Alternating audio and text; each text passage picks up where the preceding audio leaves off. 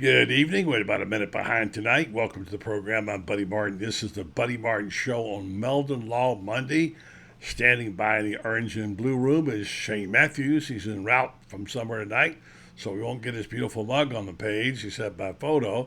And he'll be joined in a moment, brought to you by Titan MRI. On the program tonight, coming along, Scott Carter will join us, update us on the weekend activities and the big games Saturday night in the Swamp against LSU. And of course, it's Monday, and that means Fran's Beer, the Iron Duke will be here, all coming your way right here on Meldon Law Monday. Tell your friends and neighbors we are on the air.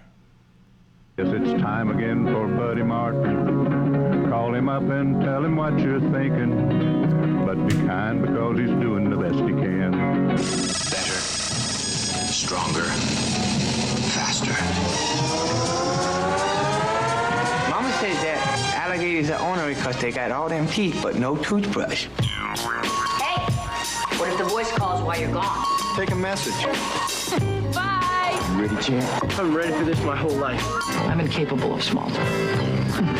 But that's why you love me, right? Kind of intimidating.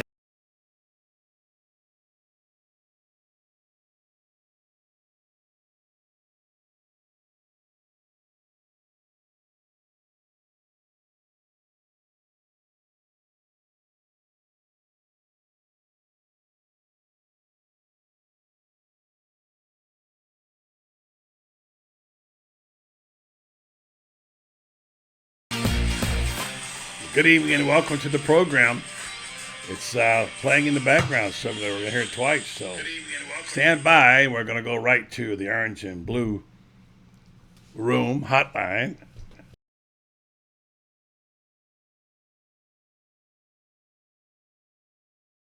Raiders are 4-2. The game is on the table. They have now the second half of the season to prove what they are. The next 4 weeks, not counting the open day, will probably do that. The games get more important as we go, and we know who's coming to town Saturday night in the Swamp, and that would be, my friend, the LSU Tigers. We're coming right back in just a minute to bring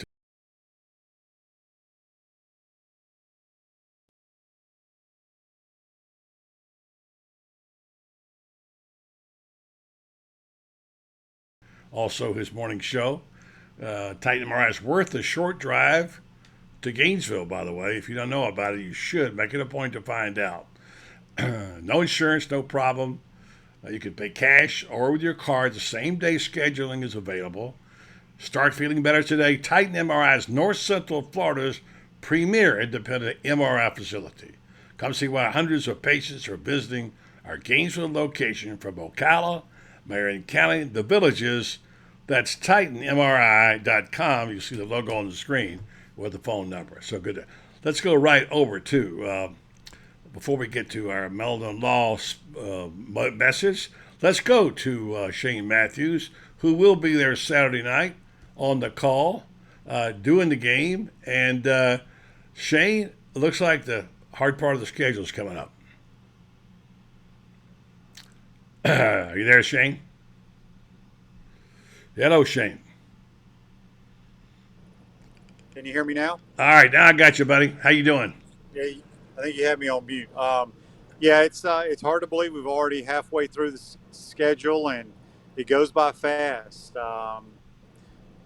Anytime you play the LSU Tigers, regardless of the sport, it should be a fun night. I was talking to Matt Moscona for an interview later in the week, and I was trying to remember the bizarre things that have happened in this series. And inadvertently, this has come really kind of the big rivalry game since it hasn't been Tennessee until now. It starts to be more of a factor. I was trying to remember back the crazy things that happened in this series. When you think about LSU, and I go back to, 2007 or whatever, what are the games that come to your mind? I know one of them was the Foggy Night in Gainesville, the Thrown Shoe. What comes to your mind, Shane Matthews? Well, I mean, gosh, back in my day, it really wasn't much of a rivalry. We kind of handled them for the most part.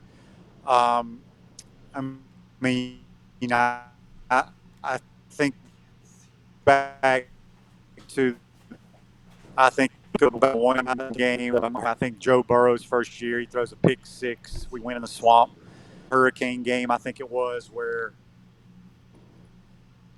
Yeah, I think you're we in. had to I end up think going to play. Shane, you're in losing it. to them. Shane, you're going through a bad spot in your from Orlando. Let me just back that up for a second. Repeat what you just said. You think about and Can we're you- gonna. I got you now. Go ahead. Repeat. Can what you hear me now? Yeah, got you. Okay. Yeah, I mean, we handled them when I was playing. So the only thing I can think of are, the Hurricane game where the location got changed and we had the goal line stand against them in Baton Rouge. I mean, obviously Marco throwing the shoe, everybody remembers that. But it's been an interesting series. I think both of these programs are kind of in similar situations right now. New head coaches taking over teams that didn't have great years last year and probably don't have the quality rosters that Florida and LSU are used to. But it should be a fun night. It's going to be Tom Petty night, so I know a lot of Gator fans are excited about that. Yeah. That's a new thing. It's really going to be fun. I think that's a good addition to what they're doing. We already have so many traditions there in Florida, and you can't beat that combo A and B side. We are the boys, and then won't back down, which are two classics. Let me go back to last week's game. I listened to part of your call. Good job, another good job on the color analyst, and there were some plays that I know you almost came out of your chair, and I did, on defense.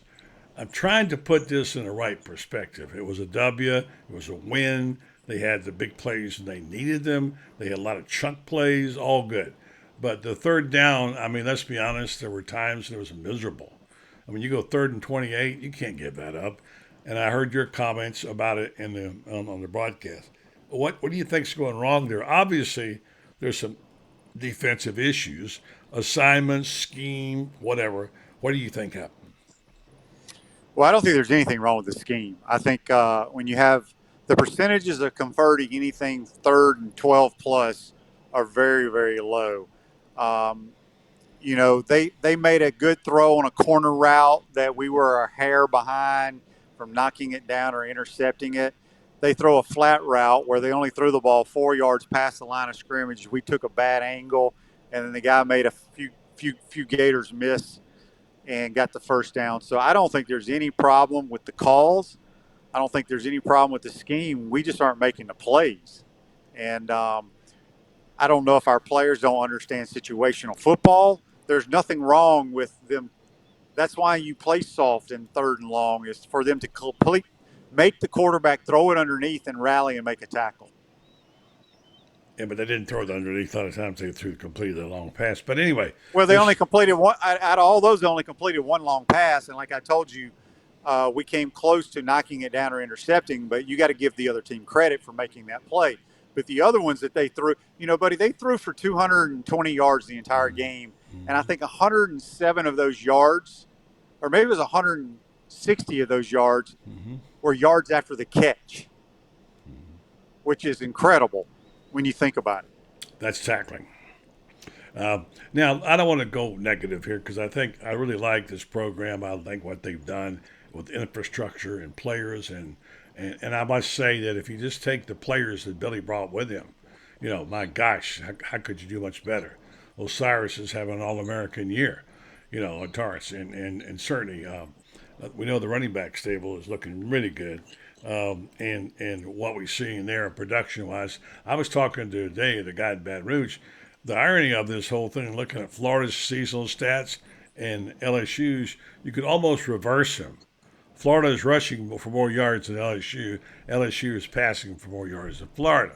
Now, I know Anthony had a hard struggle, obviously, in the first half, and didn't know and he only had 65 yards. But he did, I will say this, when they needed plays, not the least of which was Anthony's scramble for 32 yards to set up the touchdown, and the Jaden Hill interceptions. By the way, shout out to Jaden, SEC Defensive Player of the Week. When they needed plays, they made them. And in essence, that's what you want. You put them out there in the field, but you can only line them up so many times and coach them up. They got to make the plays. That's what you always tell me. So I think from that standpoint, they did well. What did you like about this game? Well, I thought Jaden Hill made some plays. Give Ventrell Miller credit Wow. the first interception because he rerouted the Mm-hmm. receiver and knocked him Mm-hmm. off course, and that allowed Jaden to jump the Mm-hmm. slant route. But Ventrell's a really good football player. Mm-hmm. I thought the second half we made tremendous adjustments in the run game. Billy and his staff can really scheme up some runs now. Um, we are what we are in the passing game. I mean, I've talked multiple times on your program. We'll never be a great throwing football team, but look, the job of Billy Napier and his staff are to put a plan together that gives our kids a chance to win football games. And to be honest with you, when I go back and watch all the games, I've yet to have one problem with anything that they've tried to do to win the game. Uh, there's only one series that I can think of the entire season that I could put a question mark and it was after the long punt return by Xavier Henderson. We had tremendous field position, and it was a momentum change in the game. I would have loved to have taken a couple of shots at the end zone from about the 35-yard line, but we ran 3 straight times and ended up having to settle for a field goal, which we missed. But other than that, he knows what kind of team we are. He knows what we can and cannot do, and that's a sign of a good coach. What about the timeout, which really gave Well, them the time to set up their field goal unit when it looked like they were scrambling, and they called a timeout. Well, they had 24 seconds in a Mayday situation, which Mayday is usually a term used by all field goal units when they're trying to rush onto the field to kick it. 24 seconds is an eternity. They were not in a hurry. The problem was we had defensive linemen walking off the field. Yeah. That would have been a penalty. I hate so that. I hate that. He had to call the timeout because the Gators would have been penalized for being offsides. And then they could have gone for it, right? If they decided. Possibly. Possibly could have, yeah. It would have been fourth and whatever it was, 4th and 5 instead of 4th and 10. So, all right, so here we go. All right, now you saw what you saw. Like I said when I opened the show, the game is on the table these next 4 weeks, not counting the open date. We know what's ahead. By the way, Texas A&M is no patsy. We saw that in the Alabama game, and certainly they played extremely well. Could have won that game, throwing to the end zone the last play.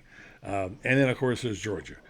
So these next 3 weeks, I mean, you can't get ahead of yourself. How critical is this LSU game on Saturday night at home to try to even the score of some things that have happened, to see if Anthony can get back in his throwing motion and get his rhythm again? Because we know Florida can run the football, but then LSU used to be able to run the football. So talk about LSU and then what's ahead from here. Well, the must-win was last week against Missouri. I agree. I mean, you were 0-6 in your last 6 conference games, 2-10 in the last 12, only 1 game better than Vanderbilt. So that's what was just mind-boggling to me. So you get the Missouri win. LSU, as I mentioned earlier, they're in the same boat as we are. 4-2, new coach, program is trying to change the culture, get it headed in the right direction. It's a huge game. If you look at the schedule, a lot of toss-up games. Do I think we can beat Georgia? I mean, they'd have to play their worst game and turn it over multiple times for us to win that game. A&M will be extremely difficult, regardless of how they play. It's sitting at 3-3. They are extremely talented, and it's going to be a rough environment. But the other games, Florida State is about like us, but it's in Tallahassee. South Carolina had a big win. I don't think they're very good. Wow, what a win that was. Nobody saw that coming. Of course, Will Levis shut out. Well, Will not playing, and then they had a couple of special teams plays that helped South Carolina. So, when you look at college football, there's 3 legitimate, solid, dominant football teams, and you may be able to throw Clemson in the mix. Everybody else is just kind of the same team. Kentucky was never a top 10 team in my opinion. Maybe Ole Miss is still undefeated. They're not a top 10 team, but they are what they are. They're undefeated. Give them credit. So back to the LSU game, we got to find a way to win at home. And like I told you, these teams are mirror images of one another. They are same kind of quarterback, a dual threat better runner than thrower, both teams. Neither team is great on defense at stopping people. So, you know, we got to protect the football to have a chance. Yeah. Montel Johnson and Trevor Etienne, they say in L.A. out in Louisiana, Etienne, ranked second and fourth in SEC in yards per rush. How good is this running game? I mean, are they good enough to line up and knock people off the ball, and they need to get a drive to win the game or not? Well, I think you saw it in the second half. I mean, we weren't doing anything in the first half, and what did we do? We turned to the run game. I think on one of the touchdown drives that we took the lead on, I think it was a 6-play drive. We ran it all 6 times. Those two running backs are outstanding, as well as Naquan Wright. I know a lot of people are negative towards him.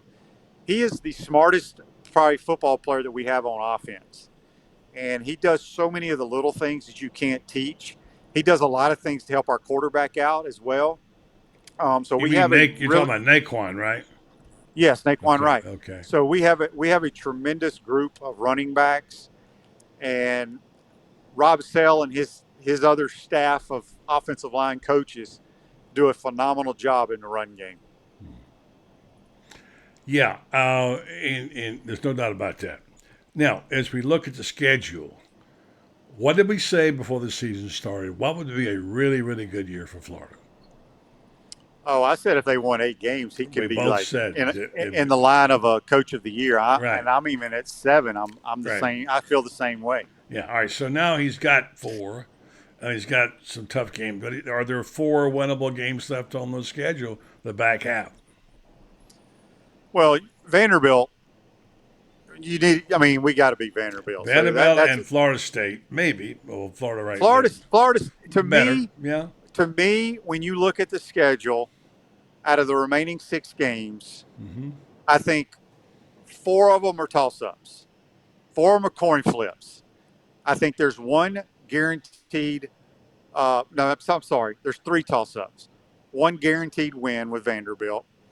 I think if you threw Florida, Florida State, LSU, South Carolina, all in a blind draw, and anybody can beat anybody in those games, in my opinion.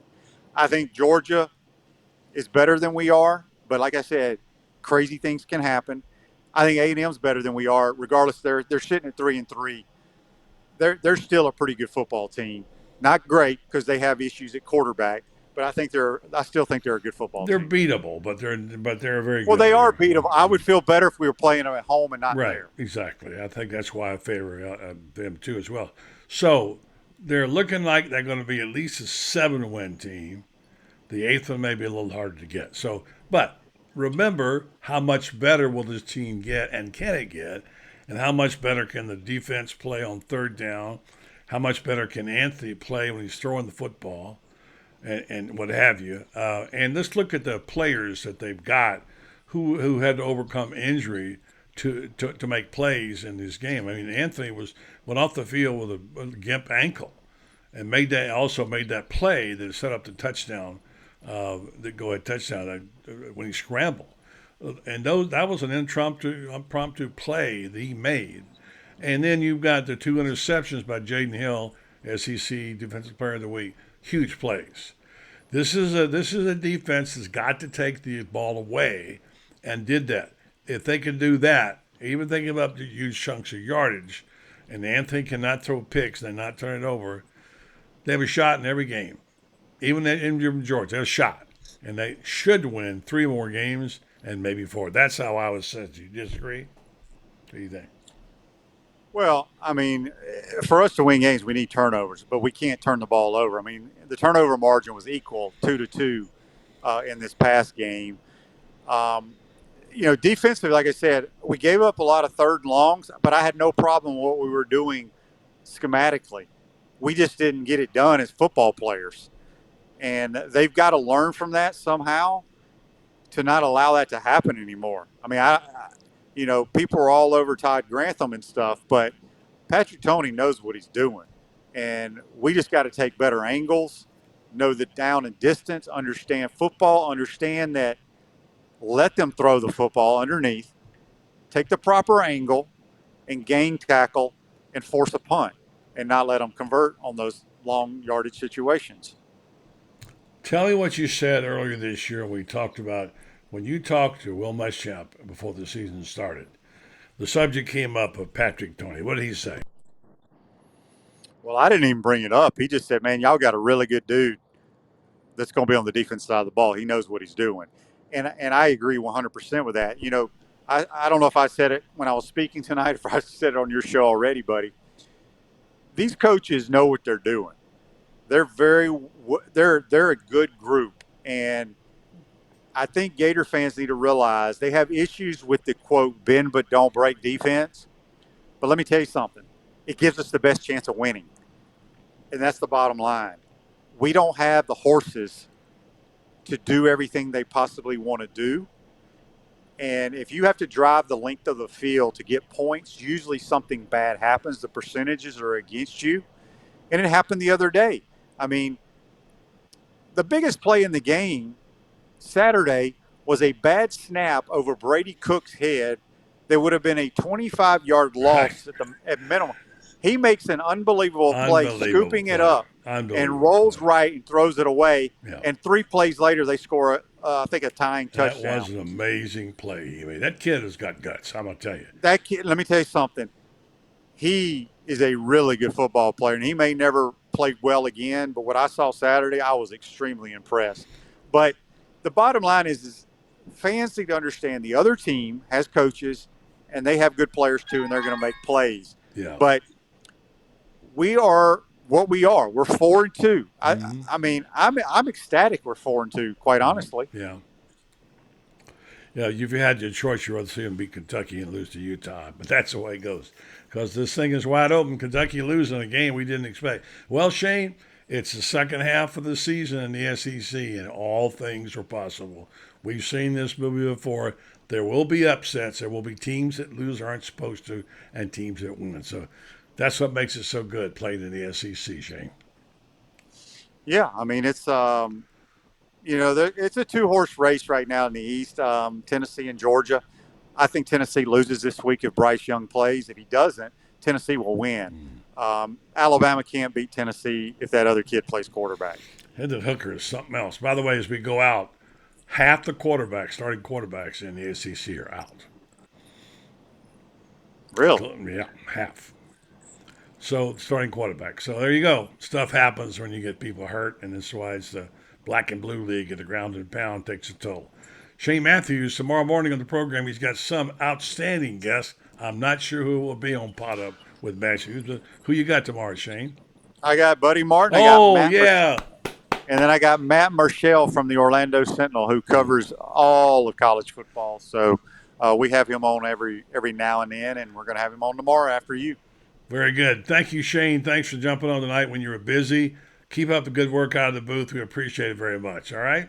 All right, buddy. Take care. Shane Matthews. All right, quickly, we got our buddy Scott Carter in the green room. We're going to hear from Jeffrey Meldon, and then we're going to go right back to Scott Carter and get his take on things, including Tom Petty Day. A breaking story, okay? All right. So this year, my wife Patricia and I are chair people for the Alzheimer's Association. And Meldon Law was founded in 1971. So for every free throw made this year by both the men's basketball team and women's basketball team, Meldon Law is donating $19.71 to the Alzheimer's Foundation. Nice. What's the 1971? When you started the law firm? Yes. Very good. That's a great story. All right, Meldon Law, where you matter most, it won't back down. Check them out. They're online. You give away things all the time. Go to their Facebook page. See what they got to give away. You might get a couple of tickets to the next game, and they're great about that, sponsoring the Florida Gators. Thanks to Jeffrey. We'll be talking to Jeffrey later on. Let's go to our Orange and Blue room now and see our good friend Scott Carter, who joins the program tonight. He's been working hard all weekend, getting ready for a big one this weekend. And here it is, LSU week, Scott. It's gonna be. Can you believe it? We're halfway through. I know, man. It just flies by once they once they start playing, it's been such a weird season so far. 5 home games.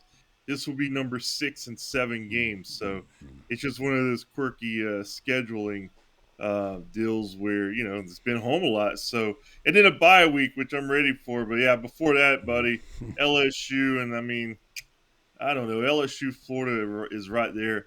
It's not too far behind for me, LSU or Florida, Georgia. This is pretty much my second favorite game on the schedule. So I'm looking forward to it, and I know it's going to be electric on Saturday night. I'm with you on that. Exactly. I think it's because so much has happened that we can go back to the hurricane game and the issue of whether to play it or not to play it. I was talking to my friend Matt Moscona, who will be on the program Wednesday, about the games.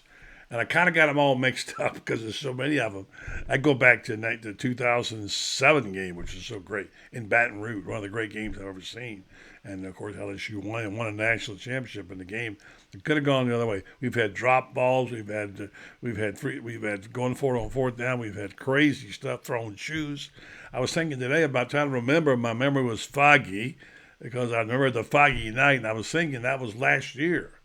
And that was actually 2 years ago, the foggy night, right? Years ago, which that will always go down as one of the most memorable Gator games because, I mean, it was a disappointing end, but what a weird night. I've never been to a game where you could not see the field from the press box. I mean, you couldn't see anything. It was so foggy. And it was also COVID year, so it wasn't packed like normal. Just one of those weird years. I think they can make a documentary on that one, buddy. Just that game alone. It was. It's crazy. It was crazy. And then, of course, we know the upshot of that. And then I guess it was last year LSU just ran the counterplay 100 times, made 5,000 yards on it. Was that right? I couldn't get my ears mixed up. Yeah, a lot of counterplays. And, Anthony Richardson came in, and that's when I think fans first really got excited about Anthony as the quarterback, although he did some things earlier. That was the first time we saw him kind of unleashed in the passing game. Lost 49-42. Man, hell of a game. And, of course, the other one, the one in 2020, the fall game was a great game. And then going back to 19, that was the game out in LSU where it was 35-28. I mean, they've had some really good games. I get them all mixed up. There's so many of them. And it's become, like you said, next to Georgia, the game. Even though it's in different divisions, it has the impact on the outcome.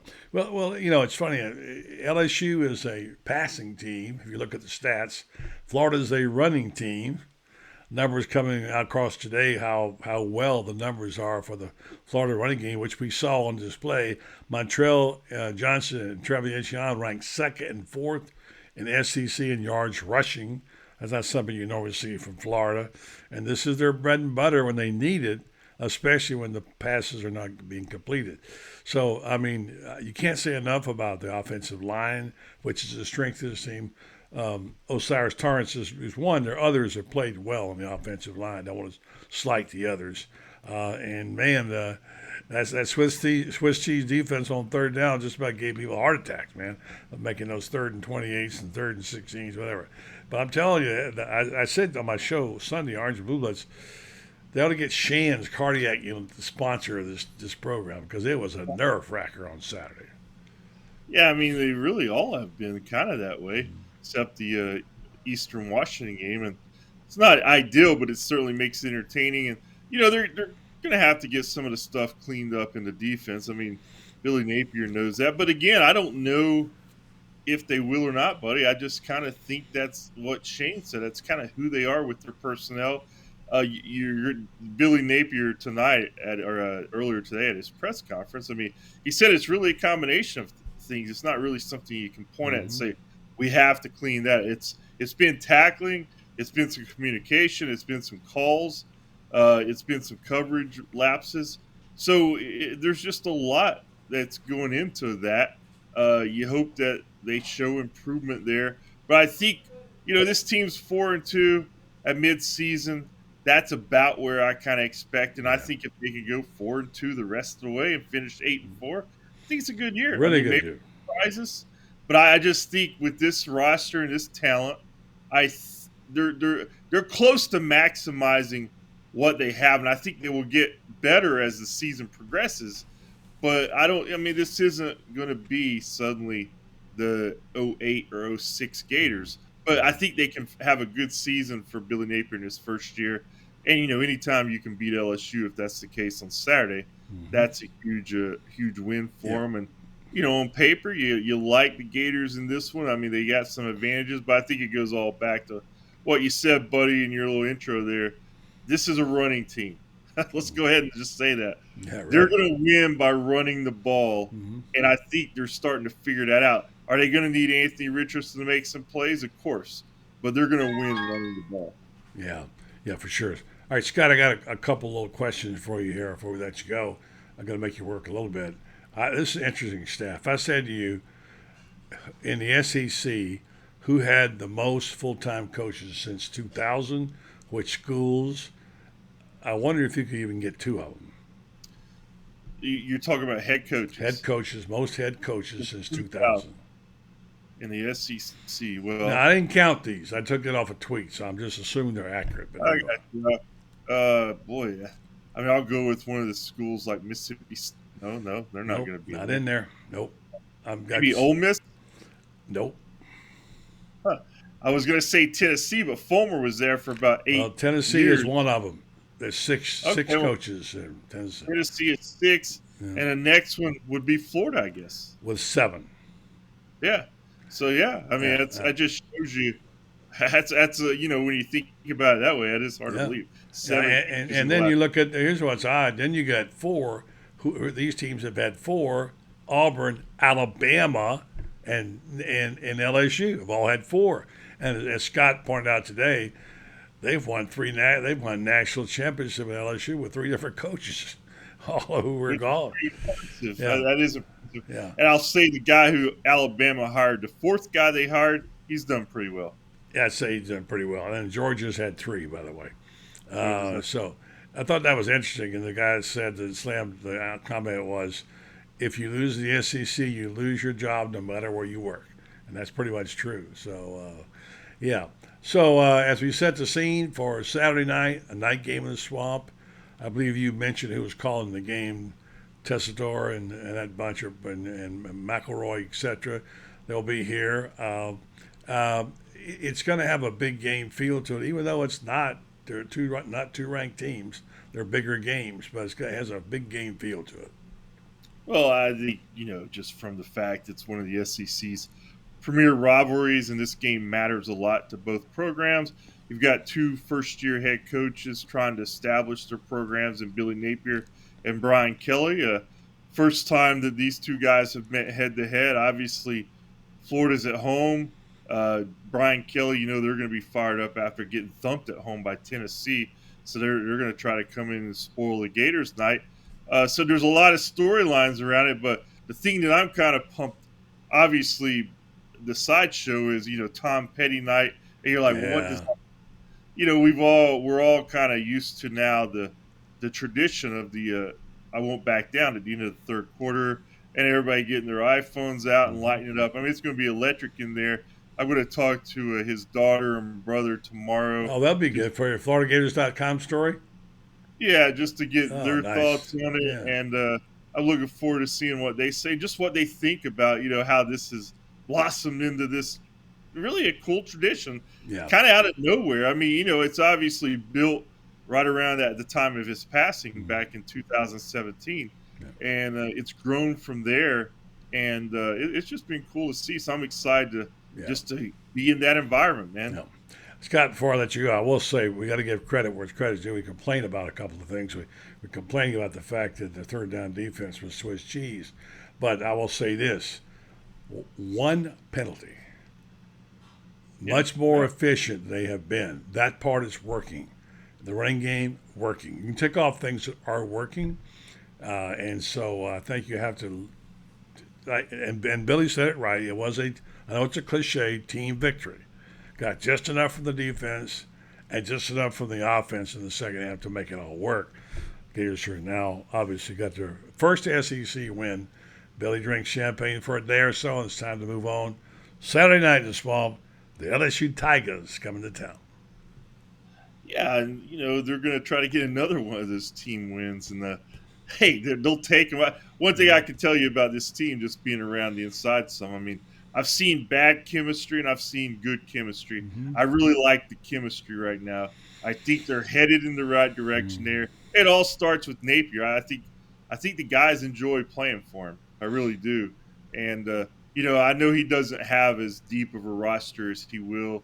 I know they're lacking some talent in key spots on defense, but I like the energy they're giving. I like all the intangibles he keeps talking about. And you're going to win a game or two just because of those things. I mean, I've seen that Florida team last year. I think they would have lost Saturday if it was last year's team. I really do. I mean, they kind of did lose at Missouri in a very similar game last year. So you win a couple of those games that you lost last year. They're not going to be pretty. They're not going to be something that are instant classics. But you got to have some of those as you're kind of building what you're building. You make me want to sing. I've seen fire and I've seen rain. Oh, wait a minute. That's James Taylor. That's not Tom Petty. Scott Carter, read him on FloridaGators.com. Thank you very much, Scott. See you Saturday in the box. All right, buddy. Have a good night, my man. All right. Thank you very much. And by the way, I'm going to have a little dinner on this if you haven't seen it before. I've got Franz standing by in the green room. I want to make him a little hungry before I bring him aboard. There's my tree, my tower, BuddyTowers.com. Look at this stuff, man. Is that rich green or what? That's what it looks like when you grow it, which I do. You can go to BuddyTowers.com. I'm trying to get Franz to grow one and see if he can do it. And then you can get that, and you can get with things like this. And I had that over the weekend, by the way. This is my daughter Laurie, what she made. You put that protein on top and a tomato and the greens. It's healthy. It's farm to table. I'm a farmer. You can be too. Check it out, BuddyTowers.com, and find out how you can do it and make yourself a little side change. You might be as rich as Franz Beard one day, although I doubt it. Evening, Francis. Good evening. Another fine day here in paradise. Yes, sir. Thanks for all the good work you've been doing, man. I know you've been working hard and appreciate it. And, well, I know you got your game face on. We've seen a few of these friends, and this LSU-Florida thing has become a thing, hasn't it? Well, it's an interesting series in that a lot of competitive ball games that we've had. You look at the last 4 ball games. Florida beats Joe Burrow at the Swamp, then loses to Joe Burrow in pretty much a heartbreaking game. LSU got a couple late touchdowns to make it a 14-point game, but it was a 28-28 at one point in time. Then LSU wins here in the Swamp on the Shoegate game with the 57-yard field goal in the fog. We had players today who were saying, goodness, I was standing on the sideline. I couldn't tell if it was good or not. I couldn't see it.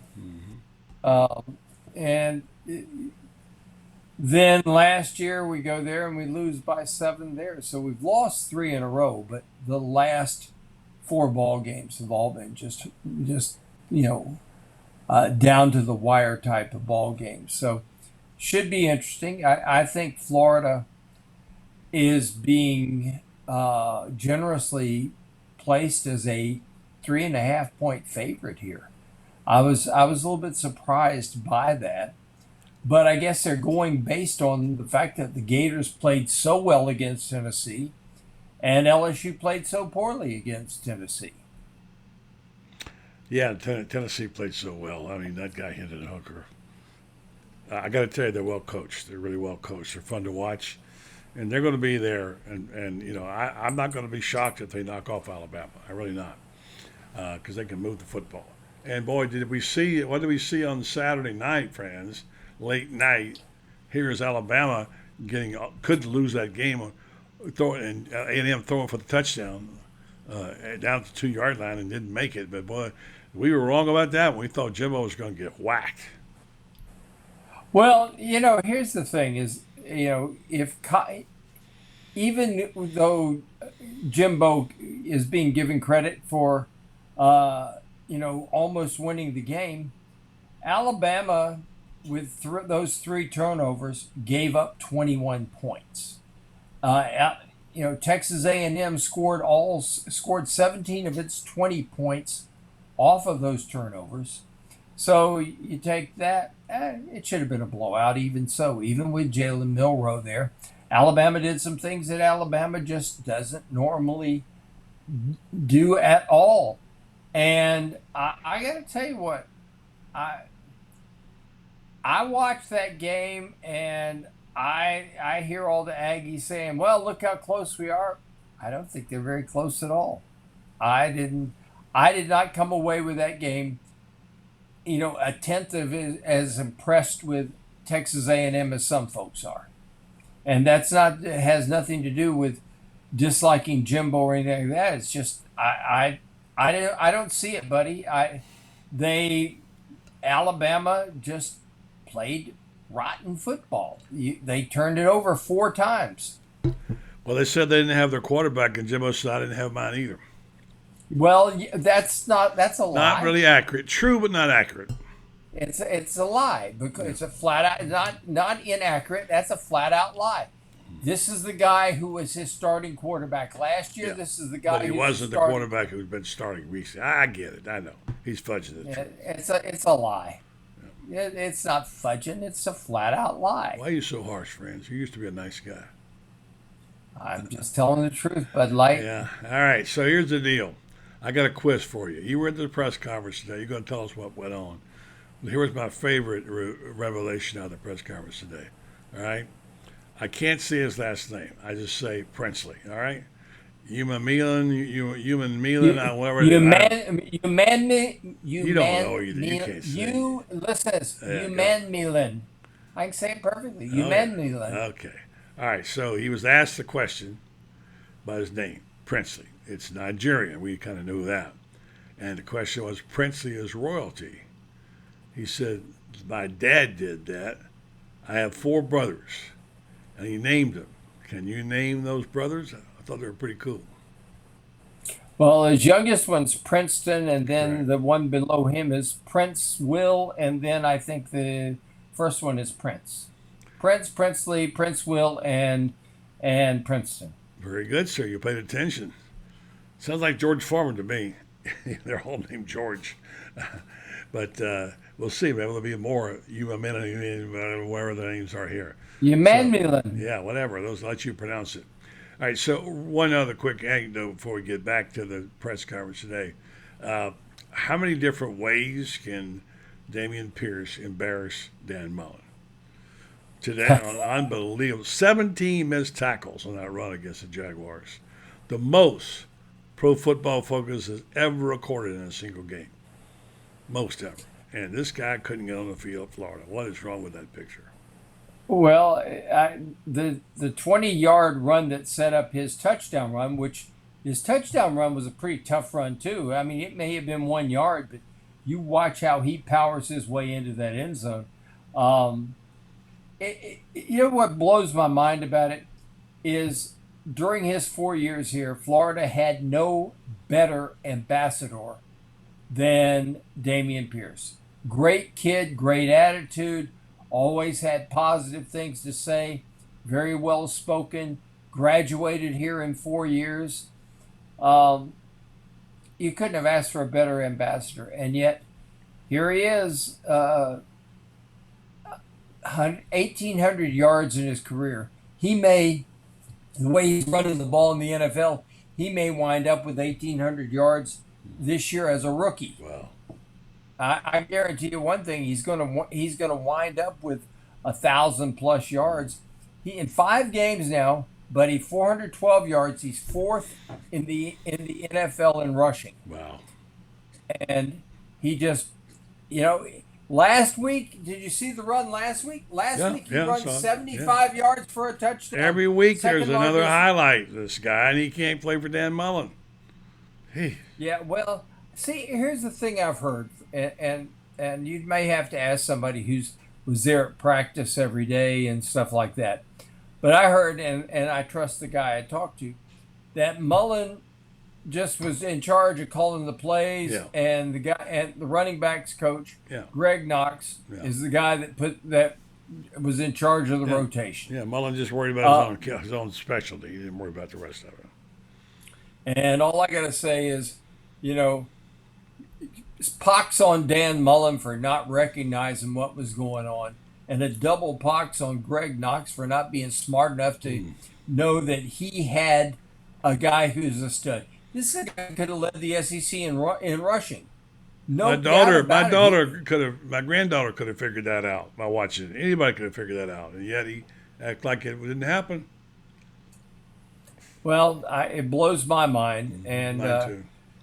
you know, I look at that, and you know, I look at Anthony Richardson and how poorly he was developed last year. And now we're hearing stories that he could have gotten on the field last year, and Mullen, we thought he was hurt, and he wasn't hurt. That's not what the players are telling us now. He wasn't hurt. No, he wasn't hurt.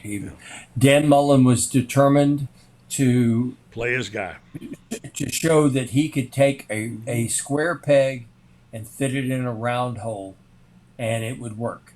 And that was his guy, and he was determined to show that he. It reminds me of a certain athletic director who once said, "Anybody I make the coach here is going to win championships." Wait a minute. How about the guy who I play at quarterback? Who my dog was going to win? Who was that guy? Well, we had that guy here. We had that guy here too, Old Yeller himself. You know, who, by the way, is now 1-5 up at Central Michigan. Oh, really? I didn't realize that. Oh yeah, he's the Central Michigan Chippewas are basically getting their butts handed to them on a platter every single week by whoever they play in the Mac and Cheese Conference. Not exactly a really good year for the for Old Yeller. He's doing pretty bad.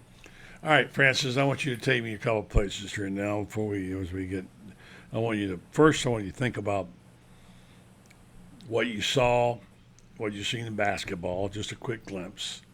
Talk a little bit about the monster home run that was hit the other night, and then take me into the season and tell me how Florida will squeeze 4 more wins out of this to have an 8-win season. Let's start with the first. What have you seen and heard about basketball?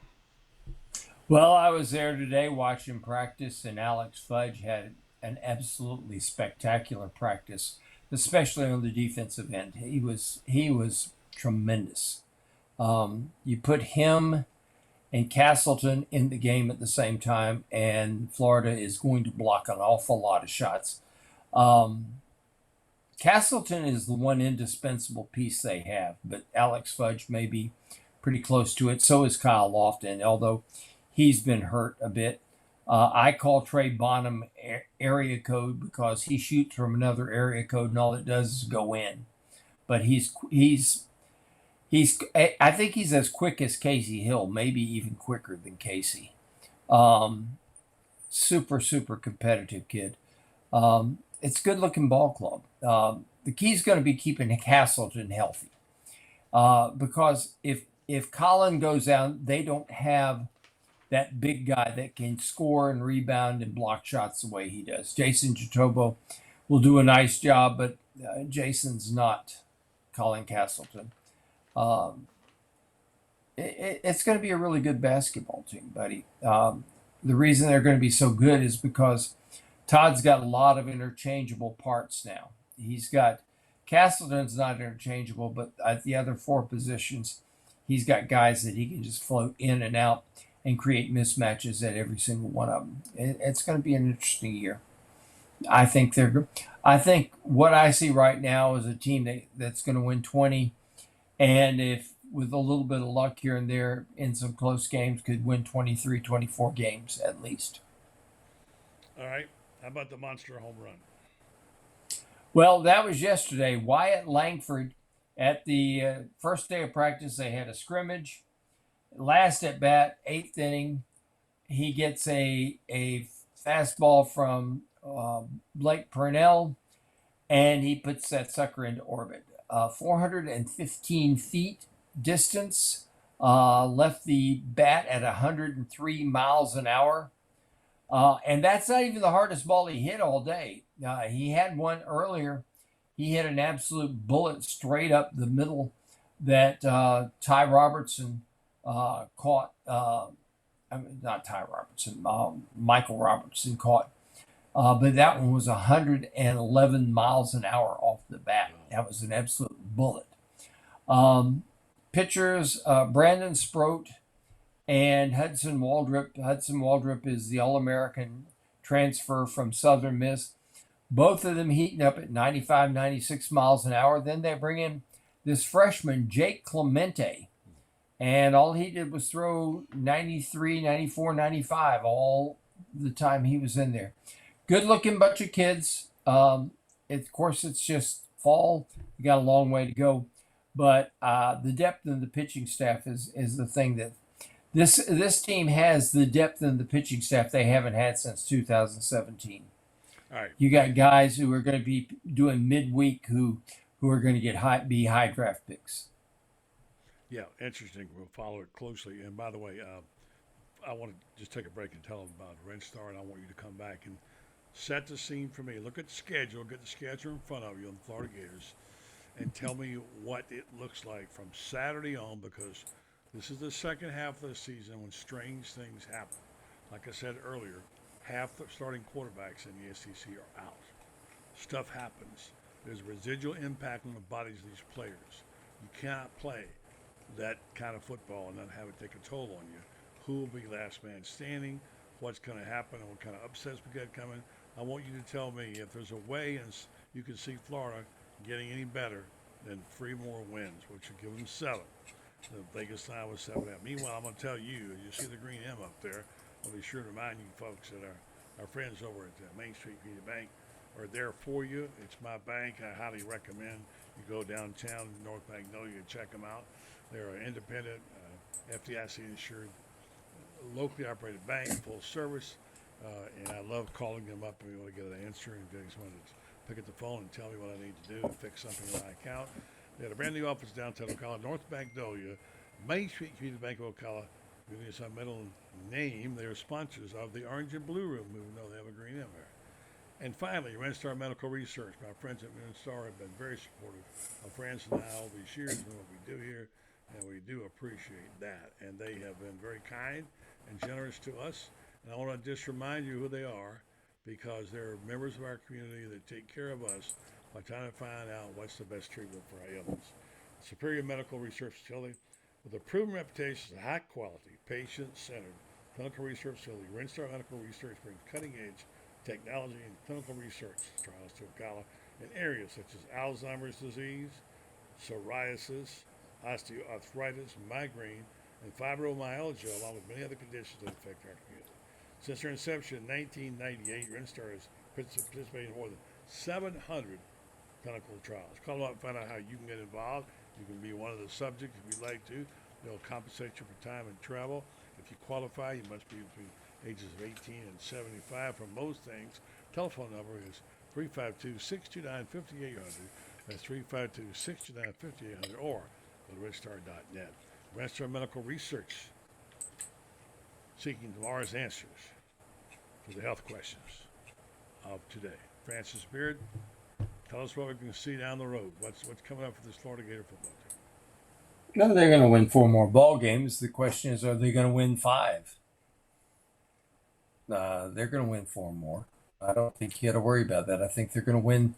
I think they're going to win Saturday against LSU. Georgia is a game that everybody's going to say no chance, but then they get the Aggies. Even though that game's at Kyle Field, I don't trust the Aggies to win that one. South Carolina's at home, beatable, winnable game. Vanderbilt, they'll win that one, and then Florida State, they could win that one too. So 8-4, very possible. 9-3, stars and planets could align, but they should do well. Certainly, that would be a fantastic season for Billy Napier and his squad. They're hanging on for everything they can hang on for, doing just enough to get by. They seem to be plugging the holes, making plays, doing just enough on, as Billy said, truly a team victory, doing just enough on offense and defense.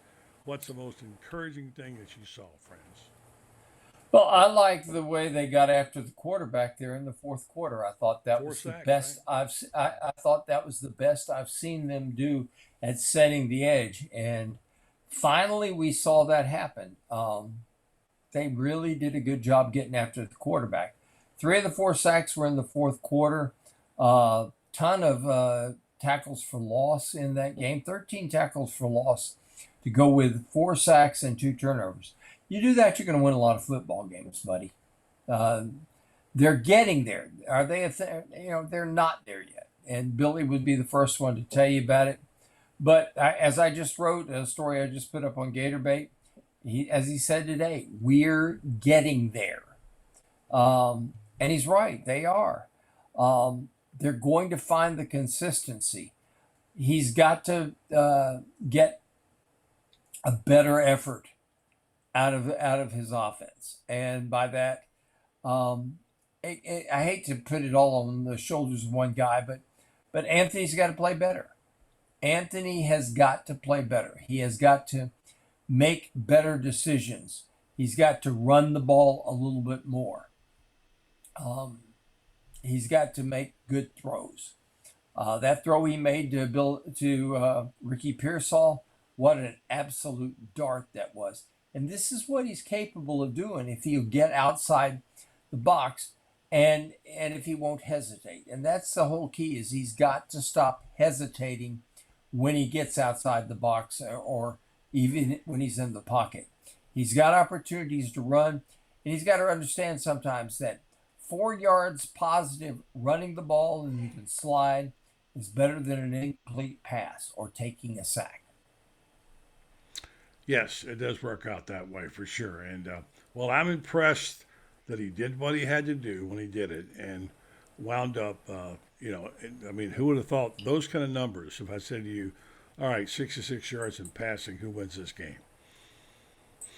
Florida. Nobody would have picked the Gators to win it that. But here's the thing that they did. They got the plays they needed when they needed to. Now, I know we've said that time and time again, but they're 4-2 right now. They could easily be 1-5, very, very easily 1-5. But they're not. They're 4-2. Could be 6-0, but they're not. They're 4-2. And what does that tell us? It says that this is a team that is indeed, as Billy says, a work in progress. They're getting better. I know we all want it. We want it right now, and that's the problem. Is we want it right now. We don't want to wait for it. We want to see the Gators winning now and winning big. They're not doing it there. They're not there yet. But think about this for a second.